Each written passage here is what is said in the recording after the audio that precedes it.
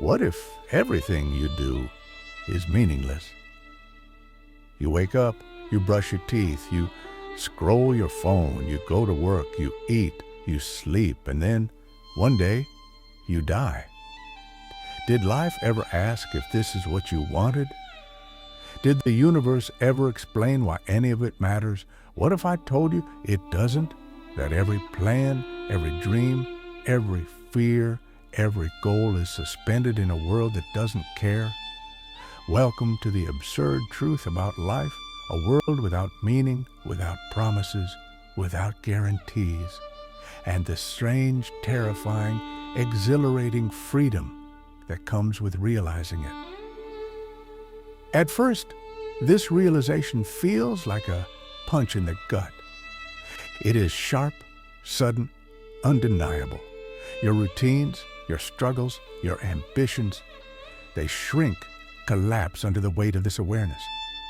Every day you have spent chasing validation, chasing stability, chasing success seems trivial, almost laughable. The universe does not bend for your desires. It does not reward your effort. It does not stop for your suffering. It simply is. And yet, you are here, alive, awake, trembling. Absurdism, in its rawest sense, does not offer comfort. It does not sugarcoat the emptiness. Life has no inherent purpose. There is no secret formula, no cosmic plan, no guarantee that the next breath, the next heartbeat, or the next day will mean anything. And that is the point. This is the absurd, the collision between our desire for meaning and the universe's relentless indifference. You feel it in the mornings, in the quiet between alarm and movement. You feel it in the commute, in the elevator, in the fluorescent hum of your office. The world hums along as if it has always known, as if it has always accepted the absurdity of existence. And you, small, fragile, finite, you are forced to face it, like standing at the edge of an empty chasm. Most people respond in one of two ways. They flee, they bury themselves in distraction, in habit, in ritual, pretending that meaning can be manufactured. Or they despair. They shrink under the enormity of the truth, paralyzed by the realization that the universe does not care.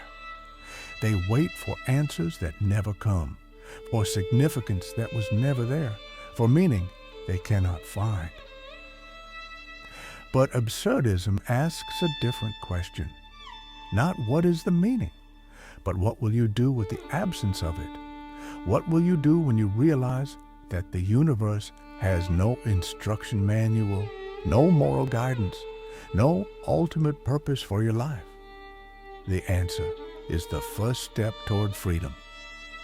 And freedom, as it turns out, is not a gentle whisper. It is a roaring, intoxicating clarity. Because once you let go of the demand for meaning, once you stop pretending that life should make sense, something incredible happens. The world becomes alive. Every moment hums. Every sensation pierces. Every breath, every glance, every choice pulses with the strange, fleeting miracle of existence. You notice the absurdity first in small ways. A child laughing in the rain, unconcerned with the future. A stranger who smiles without reason. A song on the radio that stirs a memory you didn't know you had. These moments are meaningless. They have no reason to exist, and yet they do. And somehow that is enough.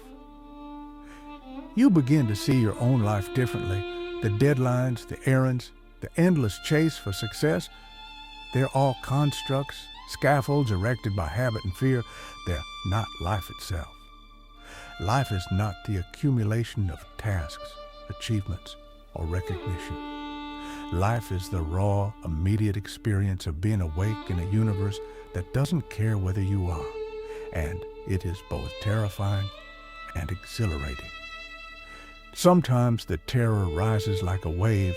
The thought strikes that none of this, the love you give, the work you perform, the dreams you nurture, will ultimately matter.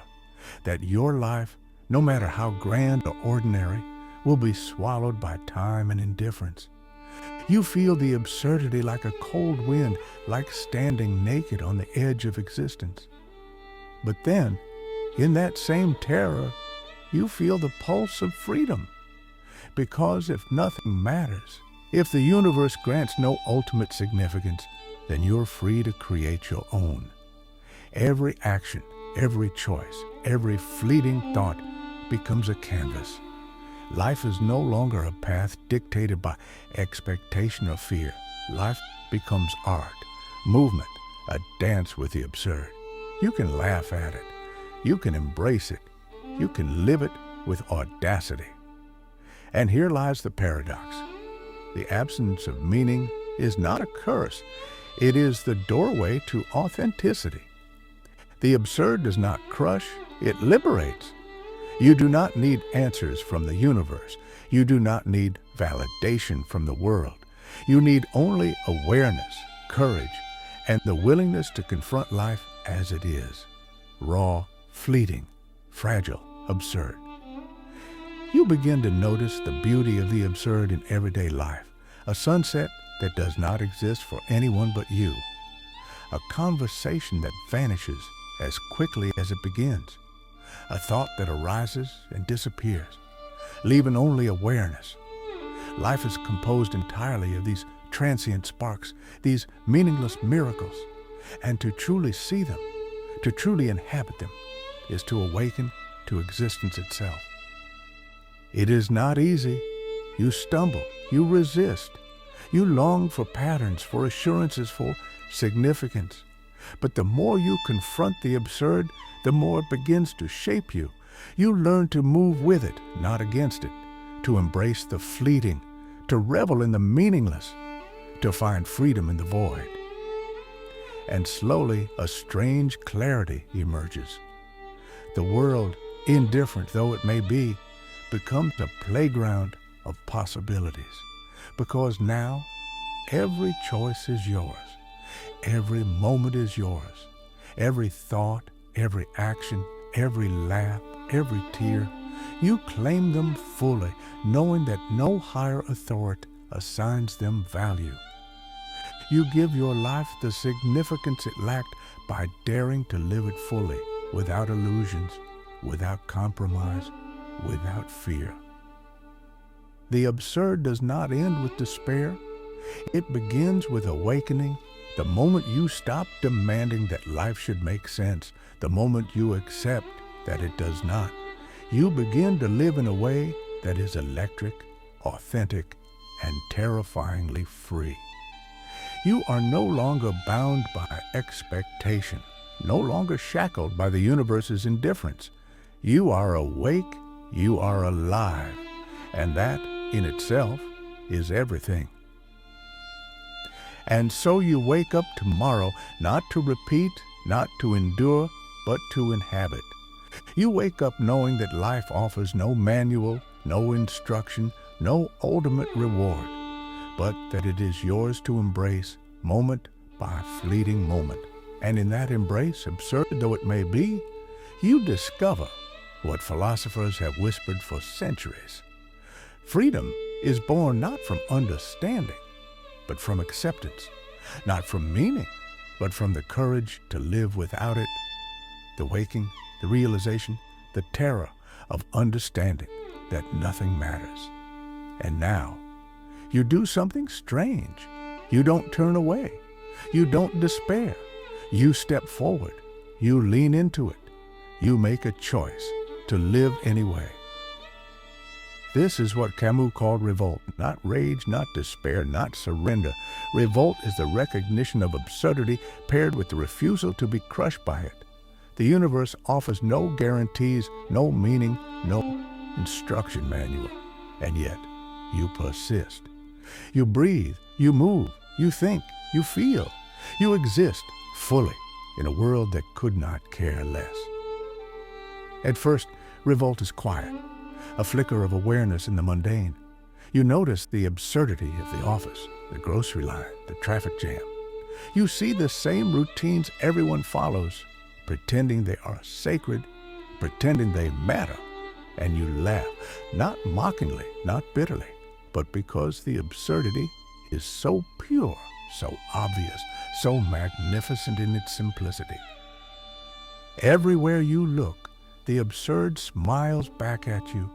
The child chasing a dog in the park, the stranger humming a tune on the bus, the rain falling on a window pane without purpose or reason.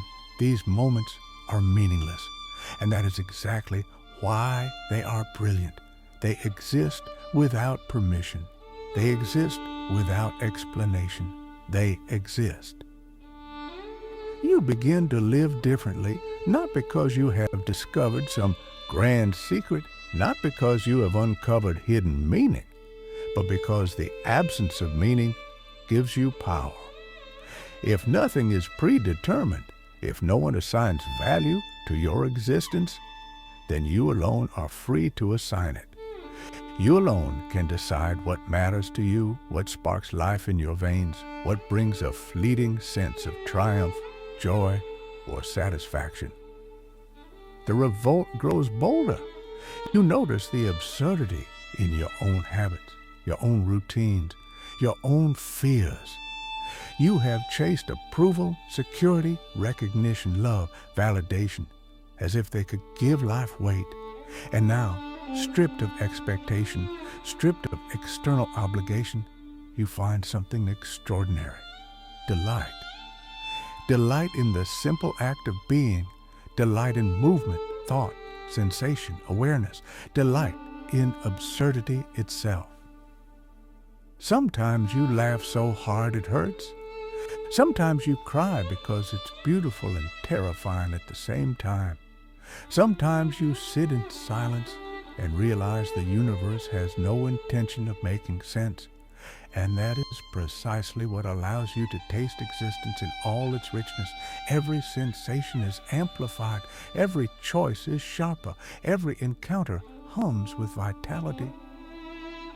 You start to notice the subtle art in ordinary life. A glance, a gesture, a fleeting thought, a sound, a scent. They are not important in the conventional sense, but they are exquisite because they are temporary, because they are yours to perceive, because they cannot be captured or held or repeated. Life becomes a gallery of these absurd masterpieces, each one meaningless in itself, yet utterly alive in the experience of witnessing it. And then comes the deeper revelation. Freedom is not only a mental state, it is a way of living. When you accept the absurd, you stop obeying invisible rules. You stop postponing joy for some future that doesn't exist. You stop fearing the void. You move, speak, create, love, laugh, and live with audacity because the universe offers no alternative. There is no map, no moral ledger, no eternal observer, only you, only now, only existence. You realize that fear, too, is part of the dance. The awareness of mortality, of futility, of the impermanence of everything you hold dear. It is not a curse. It is the music, the vertigo, the trembling, the knowledge that nothing is promised, that nothing is guaranteed, gives life its rhythm. You begin to feel it in your blood, in your bones, in the pulse of every heartbeat. The absurd and the exhilarating are inseparable. You notice how absurdism transforms the way you interact with the world. You do not cling, you do not calculate, you do not strategize for ultimate reward.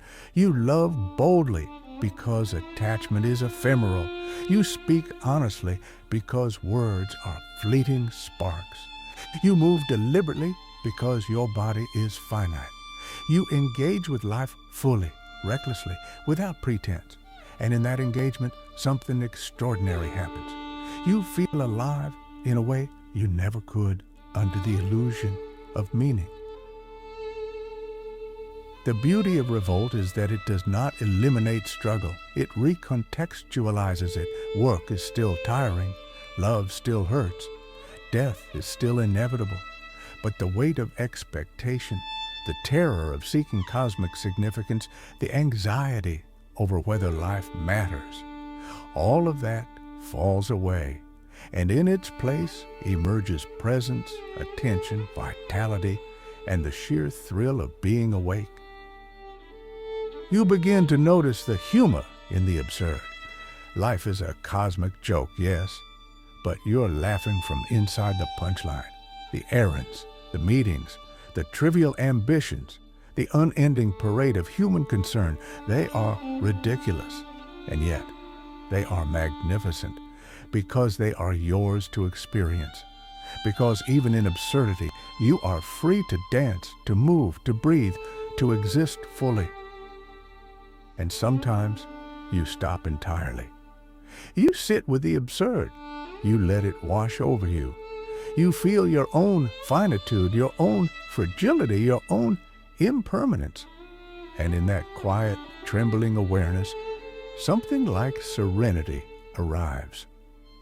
Not peace in the traditional sense, not comfort, not certainty, but a calm recognition that you are alive, that you are awake, that you are participating in a world that does not care, and yet that does not stop you from being magnificent in your own perception. You see the absurd not as a burden, but as a companion. It walks beside you. It hums in your thoughts. It shimmers in the everyday. And if you are brave enough, aware enough, daring enough, you begin to move with it, to play with it, to dance with it. You are no longer a passive observer of life's absurdity. You are an active participant. You are the one who decides how to respond to the chaos, to the meaninglessness, to the fleeting, trembling now. And slowly, something shifts. The universe has not changed. It is still indifferent, still silent, still vast and unconcerned. But you have changed. You no longer demand answers. You no longer beg for meaning. You no longer wait for life to make sense. Instead, you embrace it fully, recklessly, audaciously. You live within the absurd. You rejoice in it. You surrender to it. And in that surrender, paradoxically, you are free. Free from the chains of expectation. Free from the terror of futility. Free from the endless pursuit of significance. You move through the world with clarity, with intensity, with courage, and with joy. You are alive. You are awake. And you are exactly where you are supposed to be. Not because the universe cares, not because meaning exists, but because you have chosen to inhabit the absurd fully, brilliantly, and without compromise. You realize, finally, that revolt against the absurd is not just survival. It is life lived at its most electric, authentic, and unrepeatable. The laughter, the fear, the wonder, the tears, the trembling, the exhilaration, it is all amplified by the awareness that nothing is promised. The absurd does not destroy, it magnifies. And so you continue breathing, moving, noticing, laughing, loving, creating. You confront the absurd every day. You step into the void. You dance on the edge of meaninglessness. You embrace the chaos. And in that embrace, you discover something extraordinary. The universe does not define your life. The absurd does not dictate your fate. And meaning is not found. It is made in every heartbeat, every choice, every fleeting, luminous now.